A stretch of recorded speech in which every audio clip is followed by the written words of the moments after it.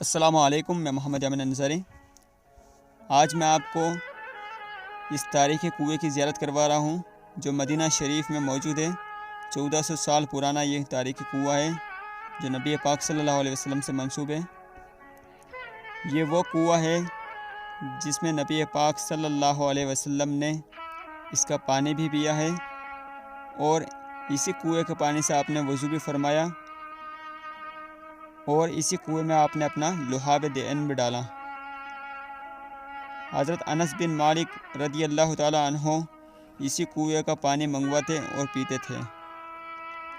نبی پاک صلی اللہ علیہ وسلم نے فرمایا، سنن ابن ماجہ حدیث نمبر 1468، سیدنا علی رضی اللہ تعالی عنہ اس حدیث کے راوی ہے۔ قال رسول اللہ صلی اللہ علیہ وسلم، اذا انا مت فغسلنی بسبع قراب من بیری بیر روحا۔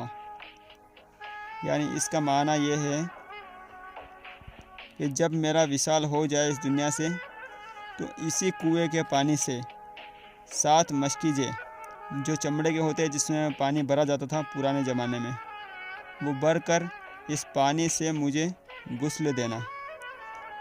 اسی کنویں کے پانی سے سیدنا علی رضی اللہ تعالی عنہ نے 7 مشکیزیں پانی نکالا، اور نبی پاک صلی اللہ علیہ وسلم کو اسی پانی سے غسل دیا گیا۔ تو یہ وہ تاریخی کنواں ہے جس کی میں نے آپ کو زیارت بھی کروائی ہے۔